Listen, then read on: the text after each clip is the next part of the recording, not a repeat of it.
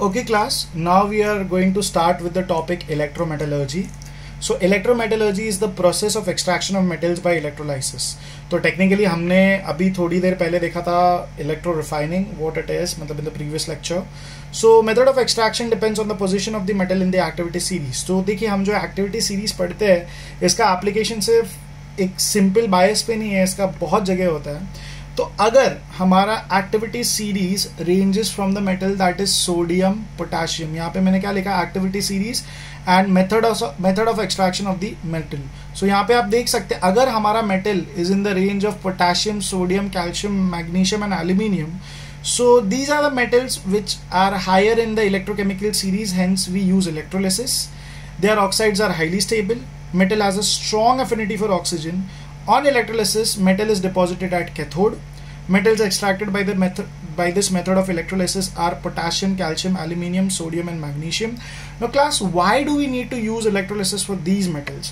इसके पीछे का लॉजिक ये है, ये मेटल्स इतने ज़्यादा रिएक्टिव होते हैं कि अगर हम इनको हीटिंग या फिर हम इनको किसी भी दूसरे रिड्यूसिंग एजेंट के साथ रिएक्ट करेंगे तो ये उनके साथ रिएक्ट करके अपना स्टेबल प्रोडक्ट बनाना प्रेफर करेंगे instead of becoming a pure metal. So that is the reason we refine them at the atomic level by using the electrical current, and that is why we use the method of electrolysis. Okay, we are also going to see examples, but now we are just going to focus on किस series में कौन सा method use होता है. Now if we come to zinc, that is Zn, Fe, lead, hydrogen, copper, here we use reducing agents. Why? Because their oxides are less stable and reducing agent reduce the metallic oxide to metal. मतलब हमारे जो metallic oxides होते हैं इनमें जैसे zinc oxide हो गया, ferric oxide हो गया, इनका ऑक्साइड काफी ज्यादा कम स्टेबल होता है compare to the upper elements. Hence यहाँ पे हम क्या यूज करते हैं रिड्यूसिंग एजेंट्स. रिड्यूसिंग एजेंट्स क्या करेंगे, वो उनका ऑक्सीजन बोरो करके हमें प्योर मेटल दे देंगे. फाइनली हम आते हैं लास्ट सीरीज ऑफ मेटल्स में, दैट इज अपना mercury, silver and gold. Gold तो basically is non reactive in most of the cases. यहाँ पे हम कौन सा मेथड यूज करते हैं thermal decomposition, that is we directly heat the given element. Their oxide are least stable, मतलब वो बनते ही बहुत स्टेबल है. In fact mercuric oxide is photosensitive. अगर आप मर्क्यूरिक ऑक्साइड को लाइट यूवी लाइट में एक्सपोज कर दोगे तो उसमें से ऑक्सीजन निकल जाता है और सिर्फ मर्क्यूरी मेटल का बेस बच जाता है. It is that sensitive. So their oxide are the least stable. Heat alone can reduce metallic oxide to the metal. Now here we just saw the theoretical aspect. Now we are going to look into the chemical reactions. So now we are going to start with electrolysis. Here we have three examples, that is sodium, calcium and aluminium. So first let's look into sodium. तो sodium के अंदर जो हमने electrolyte use किया that is fuse sodium chloride, that is NaCl. NaCl split किस में होता है, Na प्लस और Cl माइनस में. यहाँ पे आप देख सकते हो Na plus and Cl minus.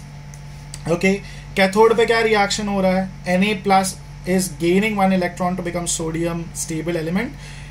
Anode पे क्या रिएक्शन हो रहा है, chlorine is losing one of the electrons to become Cl and these two chlorine atoms are combining to give you Cl2 gas. ऐसा क्यों करने की जरूरत पड़ गई, क्योंकि mind you Cl monoatomically is less stable, that is why it forms a covalent bond, और एक कोवैलेंट बॉन्ड बना के वो क्या बन जाता है, ज्यादा स्टेबल बन जाता है. ठीक है, now that was the reaction. Now coming to electrolysis of fused calcium chloride. तो हम यहाँ पे देख लेते हैं, हमने यहाँ पे इलेक्ट्रोलाइट क्या यूज किया है, CaCl2. तो कैल्शियम की वैलेंसी 2+ है. ओके क्लास, यहाँ पे क्लोरीन की वैलेंसी 1- है, बट हम यहाँ पे 2 टाइम्स ले रहे हैं तो इसकी वजह से क्या होगा, 2 × 1 हो गया, तो it is again 2. So here we have 2+ and 2-, that is the balancing of charges. Cathode पे क्या रिएक्शन हो रहा है, calcium is gaining 2 electrons to become calcium. This is the metal that we have to be extracted. This is our focus group. Anode पे क्या हो रहा है, 2 chlorine atoms at the same time are losing 2 electrons to become 2 Cl and again Cl2. इसका explanation मैंने आपको पहले ही दे दिया है, because chlorine के atoms को monoatomically exist करना ज़्यादा difficult होता है. That is why they form covalent bonds and they become stable. Now coming to the last part, electrolysis of fused alumina. Now please class इस पे थोड़ा ध्यान देना हमको charges पे. तो let's be very observant. Al2O3 is the formula. 2Al3 plus 3O2 Now these products, how do they react? Cathode पे क्या रिएक्शन हो रहा है, 2Al3 plus 6 इलेक्ट्रॉन्स. अब यहाँ पे क्या हो रहा है, देखिए 2Al3 लिखा है, इसका मतलब यहाँ पे हुआ क्या है बेसिकली कि हमारे पास जो एल्यूमिनियम है वो 2 बार आया है, लेकिन उस पर चार्ज क्या है 3+. तो 2 × 3 क्या होगा, 6+, 6 पॉजिटिव चार्ज हो गया. और हमने यहाँ पे क्या लिखा है 6 electrons it has to gain, that's the reason I have written over here 6 electrons to become 2Al, that is metal to be extracted. अब ऑक्सीजन पे आ जाते हैं, सेम फिनोमिना हो गया। यहाँ पे हमने क्या लिखा है 3O2-, तो यहाँ पे हमको ध्यान क्या देना है, ऑक्सीजन का एटम 3 बार आया लेकिन उस पर चार्ज क्या है -2, तो ये क्या हो जाएगा -6। तो ये जो आपको ध्यान हमेशा हर रिएक्शन में रखना है क्लास, कि जो इलेक्ट्रॉन यहाँ पे गेन हो रहा है वो सेम अमाउंट ऑफ इलेक्ट्रॉन यहाँ पे लूज भी होता है। Please mind it, the amount of electron gained at cathode is the amount of electron lost at anode. ठीक है, यहाँ पे 3 नेसेंट ऑक्सीजन के मॉलिक्यूल बन गए, again 3 nascent and 3 nascent oxygens will combine to give you 3O2। Same reason, since chlorine cannot exist in the monoatomic form, same applies for the oxygen. So this was by electrolysis. Now we are going to look at reducing agent and thermal decomposition ka reaction. Okay class, the first reaction that we see over here by using a reducing agent. So हमारे पास copper oxide है, as we saw the oxide of these metals are less stable. So हम उसको carbon के साथ react करेंगे, carbon के साथ हमने रिएक्ट किया, उसको हीट किया, तो कार्बन यहाँ पे रिड्यूसिंग एजेंट के जैसा काम किया, तो कॉपर से उसका ऑक्सीजन बोरो हो गया, हमको क्या मिल गया, carbon monoxide. Okay, and here we got copper as the pure metal, and this is how we purified the metal.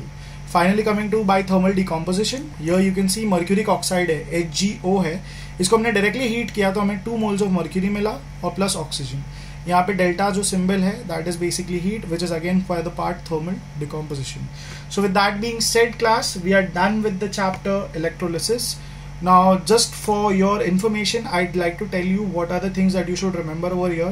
आपको यहाँ पे इस चैप्टर के मैकेनिज्म्स कैसे रिएक्ट करते हैं, इलेक्ट्रोकेमिकल सीरीज क्या है, कैथोड एनोड का कॉन्सेप्ट क्या है, एक्टिव इलेक्ट्रोड क्या होता है, पैसिव इलेक्ट्रोड क्या होता है या इनर्ट इलेक्ट्रोड क्या होता है, इलेक्ट्रोलिसिस ऑफ सर्टेन एस्पेक्ट्स जैसे कि मोल्टेन लेड ब्रोमाइड हो गया, एसिडिफाइड वाटर हो गया, फिर बाद में हमारा कॉपर सल्फेट सोल्यूशन का हो गया। तो इन सब चीज़ों का कॉन्सेप्ट आपको बहुत अच्छे से ग्रास्प होना चाहिए। And just a tip for you guys, आप जो भी पढ़ रहे हो फिलहाल प्लीज़ उसे लिख के पढ़िए, क्योंकि केमिस्ट्री देखने में ईजी है, समझने में भी ईजी है, लेकिन अगर आपके हैंड को राइटिंग प्रैक्टिस नहीं है इक्वेशंस का तो वो अल्टीमेटली आपके लिए बहुत बड़ा इशू हो जाएगा। So with that being said, thank you for your time class, and make sure you're making proper notes and revising during this period of quarantine. Thank you for your time.